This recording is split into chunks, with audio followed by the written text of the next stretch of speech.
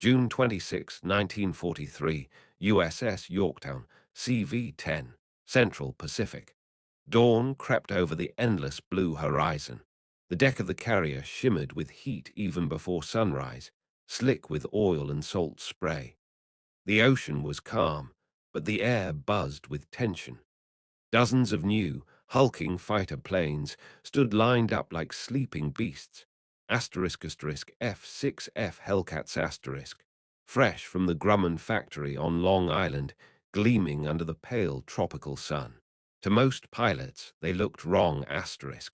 The Hellcat's nose was too fat, its wings too broad, its frame too heavy.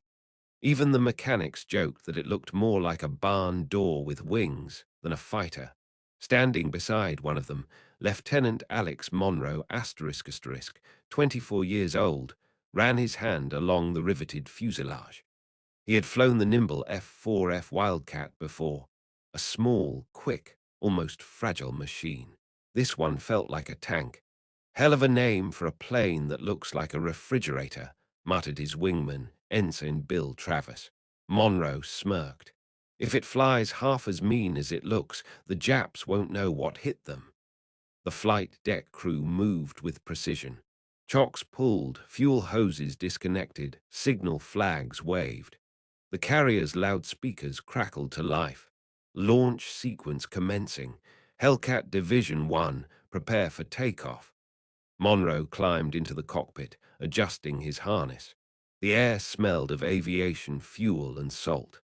The asterisk Pratt and Whitney R2800 double wasp asterisk asterisk engine sat in front of him, a 2,000 horsepower monster. When he pressed the starter, the propeller jerked once, twice, then roared into life with a thunderous growl that shook the deck. Every pilot who heard it that morning felt something shift. The catapult officer gave the signal. Monroe saluted, throttled up, and the deck blurred beneath him as the Hellcat launched into the open sky. For a moment, the G-forces crushed him into his seat. Then the ocean fell away, and the fighter climbed like a homesick angel. Yorktown Control, this is Hellcat leader. Aircraft stable, controls smooth. She's got power, Monroe reported. From the carrier below, officers watched through binoculars. The new Hellcats streaked across the horizon in tight formation, sleek, steady, and surprisingly graceful. One of the flight deck chiefs turned to his assistant and said, half in disbelief, "That's no joke. That thing's a flying fortress." Later that day, 200 miles east of the Gilbert Islands, the Hellcats were no longer just test flights. They were combat-ready. Intelligence had reported a small formation of Japanese bombers and escorting A6M0s approaching from the west. It was the perfect chance to see if Ford's flying factory product could survive a real fight. Monroe checked his instruments. Bandits inbound, 15 Zeros 2,000 feet below, his radio crackled. "Copy that," he replied. "Let's see what this cat can do."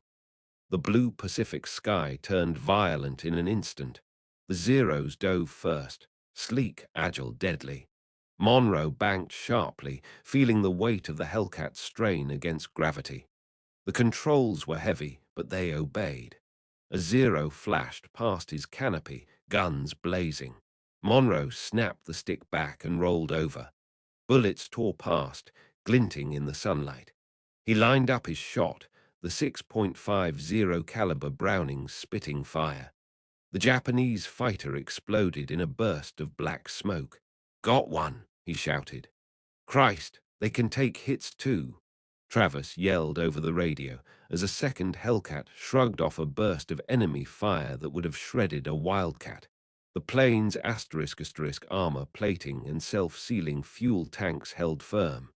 The Japanese pilots were astonished. The Hellcat could climb faster, dive harder, and, most shockingly, survive hits that would have killed a man in a Zero. Within minutes, the sky was filled with streaks of smoke and falling wreckage. By the time the fight ended, 7 Zeros were down. The Americans had lost none. When the surviving pilots returned to the Yorktown, the deck crew erupted in cheers. Monroe climbed out of his cockpit, helmet tucked under his arm, sweat running down his face. "She's ugly," he said, "but she's mean." Captain Joseph Clark ***, the Yorktown's commanding officer, watched from the bridge. He turned to his executive officer and said quietly, "That thing just changed the war." That evening, as the tropical sun sank behind the Pacific, mechanics swarmed the Hellcats with tools and fuel hoses. The planes were scorched, their paint scratched, but their engines purred like they wanted more. Below deck, Monroe and the others sat in the ready room, still buzzing from adrenaline. Someone chalked a message on the blackboard above the coffee urn.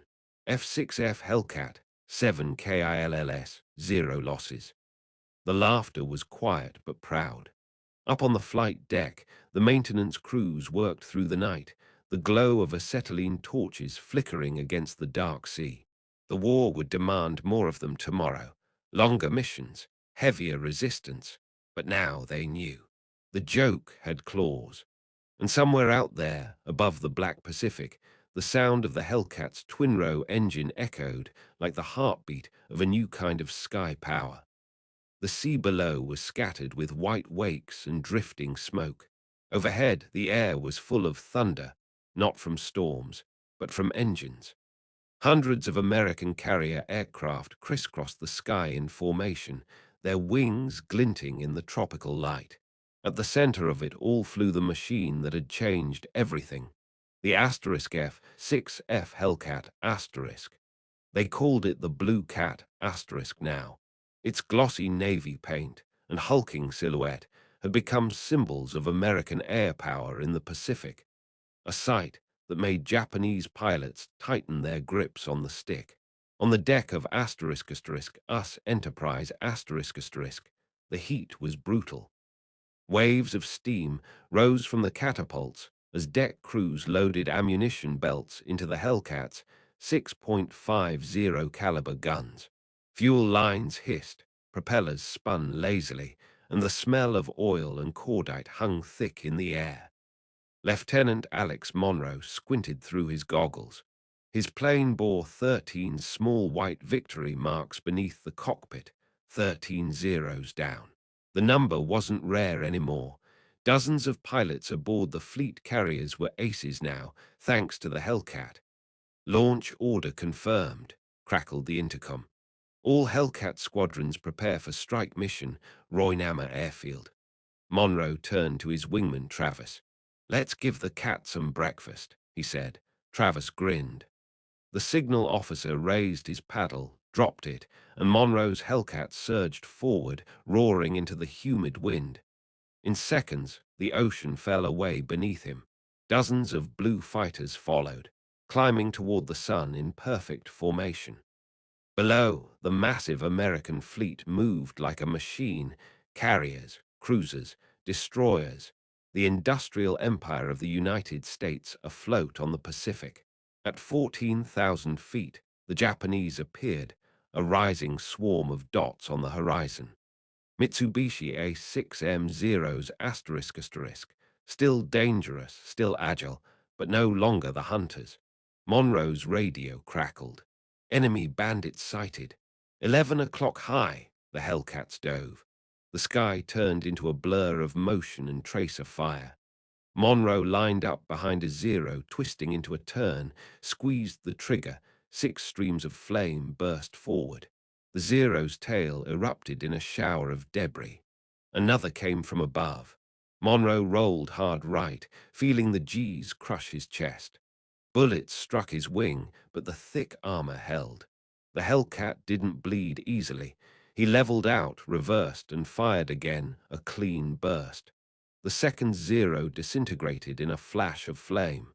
On the radio, laughter broke through static. "They can't shake us," Travis shouted. "These cats are unstoppable." Across the battle zone, Japanese pilots fought with desperate skill. Their planes danced with precision, but every move cost them speed. The Hellcat could dive faster, climb higher, and soak up punishment. What the Zeros had once ruled with agility, the Hellcats now conquered with brute strength and relentless torque. By noon, the air was filled with the trails of burning planes spiraling toward the ocean. The **US Navy After Action Report ** from that day recorded the kill ratio. 56 enemy aircraft destroyed, 6 American losses, all to flak, none to fighters. The message reached the carriers by afternoon. When the flight crews gathered for debrief, Captain Clark read the figures aloud, then looked up at the room of tired, grinning pilots. "Gentlemen," he said, "the Japanese Air Service just learned what 2,000 horsepower and Detroit steel can do." Months later, June 19, 1944, the Philippine Sea. The sky was a mosaic of white contrails and black smoke. It was the largest carrier battle in history. The Great Marianas Turkey Shoot.